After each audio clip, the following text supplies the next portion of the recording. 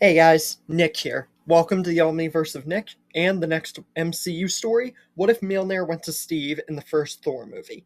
Before we get started, be sure to smash the like button and subscribe to the Omniverse of Nick. Check out the About tab and homepage so you don't miss anything for the Omniverse's future. With all that said, let's begin. So, this is probably one of the most interesting premises for the MCU, but it's only going to be one part, so fair warning. In the original, Thor was robbed of Mjolnir because he was unworthy and he was a arrogant, not a good guy. And he was robbed of Mjolnir and turned into an unworthy human. But he would manage to get his hammer back because it was also revealed that it was because of Ragnarok and he sacrificed himself and fought the destroyer. You guys know the story. But where does this pertain to Steve? Because a lot of people joked, thought, and overall, you know, theorized that Mjolnir could have gone to Steve instead of just appearing on Earth. It could have gone to Steve in the Arctic 2 years sooner. So that overall presents a very interesting case. We all know that Thor overall and Cap and their dynamic with the Avengers. We know that Cap eventually did get Mjolnir whenever he came back, but about him being frozen and Thor happening 2 years before the events of the Avengers, this all leads to one question.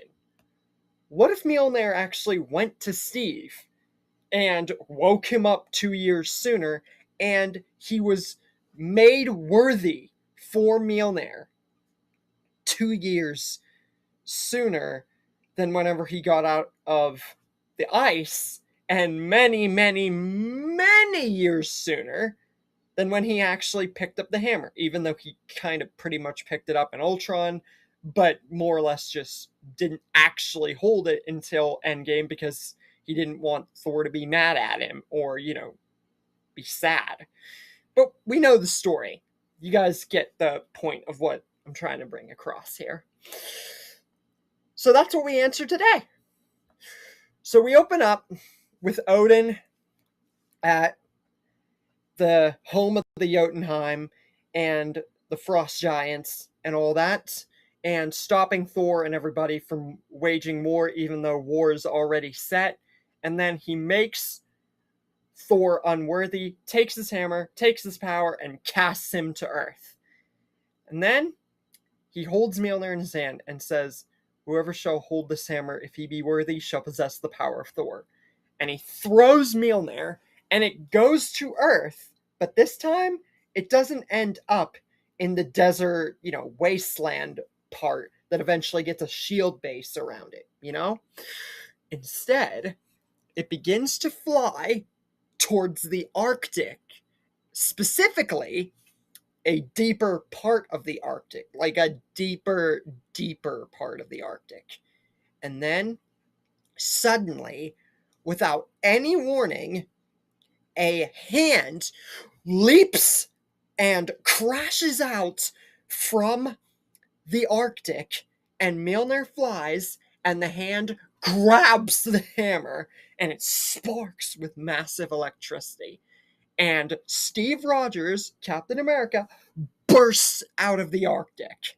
And Steve, when he comes to, realizing he's holding a freaking electric hammer, whatever this is, and where he is, and that he's literally freezing, he has no idea what is going on.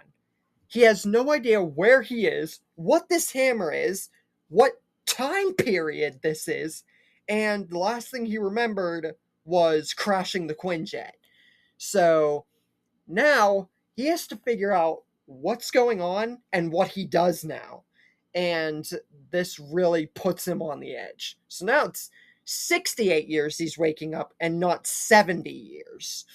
So with this hammer that apparently has powers or something, it can shoot electricity, and he tests out whatever else it can do, and apparently he can fly with it. But it's since Cap is very inexperienced, like when he held the hammer for the first time, he's still going to have to get used to the fact he's holding this hammer, and he doesn't even know how he got this. It woke him up.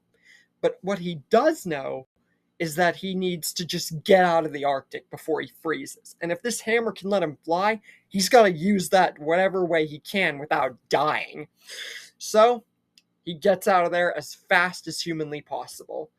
Meanwhile, Thor's a human meets up with Jane and, all those people from the town trying to look for Mjolnir. I feel like there would be a shield base still in the general area, but instead it would not be at the desert because Mjolnir is not there. Instead, they would start to be leaning towards the Arctic because of them hearing about a huge electric disturbance. So I'll get to that more in a minute. Meanwhile, Loki figures out that Thor's on Earth as a human and he's looking for Mjolnir. But yes, this is the point where Loki starts to turn on his brother and want the throne for himself. And he also sees that Mjolnir has not flied to a random location like before. It actually flied to the Arctic, and someone, a human, picked it up. Now, he sees this human as the super soldier. Loki doesn't know too much yet, but he has his own problems to attend to in the terms of his father and his past. Meanwhile, Thor continues looking for Mjolnir, but he's having absolutely no luck, and he starts asking around more and more and more about a hammer and just trying to figure out something, but he's having almost no luck. Meanwhile, Steve is far away from the Arctic, and he is getting closer and closer. Not too much, because he's still very inexperienced with the flying of this hammer, but he is, without even knowing it, getting closer to Thor by the minute. And soon enough, Thor and S.H.I.E.L.D. get into a confrontation because S.H.I.E.L.D. is figuring out about the electromagnetic disturbances going on because of Cap's, over-reliance on the hammer to get him moving. And eventually, the S.H.I.E.L.D. agent that died in the Avengers movie, forget his name, he figures out especially what this disturbance is caused by, and he tries to get confirmation. It's a man holding a hammer? They still don't know what's going on, but he decides to inform Thor about this because Thor seems to be confrontational about this hammer. And Thor and him talk about this, and Thor says that's his hammer, and he doesn't know how a human got it unless he was worthy. So Thor and S.H.I.E.L.D. actually form a partnership to go see what this confrontation is. And eventually Steve makes himself known holding the hammer and his shield high. Meanwhile, Loki figures out about his past, and, his father's put into that basically stasis coma thing. And Loki assembles Dominion over the throne, assembles the Destroyer, takes hold over the Bifrost, and the Destroyer is summoned on Earth and begins destroying stuff. Thor, Cap, and S.H.I.E.L.D. form the partnership to take the Destroyer down, and Thor demands to have his hammer back from this human. And Thor tries to get it, but when Cap hands it to him, Thor goes for it, and he just, boom, his arm just drops to the ground, and Thor, no matter what, he can't lift it, and he's in that depressed state like before. He's not worthy anymore. Cap says, you might not be worthy for this thing, Thor, is it? But this hammer woke me up. I don't know if I'm truly worthy or not, but if this hammer chose me and I am, and that's what this hammer's power is based off of, then I'm the only one that can save you guys from this destroyer. I still don't know how it woke me up, why I'm worthy, or what time specifically this is, but questions for later. I'll help you guys now. Leave it to me. Captain America. And with Mjolnir and the shield, this does throw the destroyer back, but it's not going to kill the destroyer like Thor did, because Thor has had years and years and years and years and years with experience over Mjolnir, with the tornadoes, the lightning, the flying, everything. But like Endgame, Cap is very inexperienced with Mjolnir, so he's only doing enough to push the destroyer back, but he can't outright kill the destroyer. And at some point, the damage starts to become less and less because Cap's running out of energy. And it's not like Mjolnir could heal him or anything. So it's very minimizing for the effects of what Mjolnir's granting him. Eventually, Thor sees this and stands between the destroyer and Cap. And he sacrifices himself, standing in the way of a destroyer's blast coming right at Cap, and he takes the blast head on. And in this noble act of bravery and sacrifice, Thor makes himself worthy again. And with that, he manages to kill the destroyer. And then he goes and fights Loki, and he beats him just like before. He returns to Earth for Jane and to have a full heart-to-heart conversation with Steve. He says they both agree that while they'll never understand why Cap was truly worthy, Thor can now probably understand. Him being a soldier, him never backing down, never quitting, and just his noble heroism.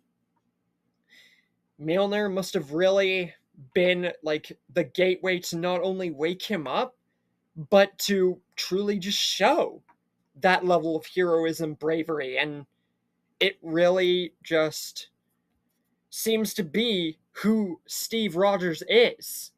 And this puts a new level of understanding. With Thor and Steve understanding this dynamic of worthiness so much sooner, this really puts a greater hold. One would think this would make Thor increasingly jealous, but I feel like understanding this way, way sooner in this set of circumstances and Thor sacrificing himself, I feel this definitely puts a new hold on their friendship. And it will now allow them to develop this friendship a lot sooner. And the two bid a farewell for now and agree that Thor will hold the hammer, but Cap will get it back if the time is ever necessary again. Soon enough, Cap would fight Loki, but being awake 2 years earlier, Cap is ready now for anything. And Cap and Thor, like I said, with them at the helm 90% of the time, except for Civil War mainly, everything would come up aces for them. The timeline would remain almost exactly the same, except Cap and Thor's dynamic would be laid out a lot more better and differently. And then Endgame would change all of it, because Cap would get Mjolnir back, but he would have so much more experience with it that he would have far more strength for the end war. And that would give him the ultimate advantage over Thanos and the army, allowing the end, with his sacrifice as well as Tony's, to be much more thoroughly laid out and much more cinematic, and put a wrap on their stories in a much better way. Possibly even giving Thor a much more laid out future or sacrifice. Just showing that Steve getting Mjolnir earlier meant that the dynamic of Thor and Steve would be changed, mellowed out, and honestly rectified in a much better way. So, this honestly would be one of those cases where it's like a great premise, but it would only affect so much when you realistically think about it.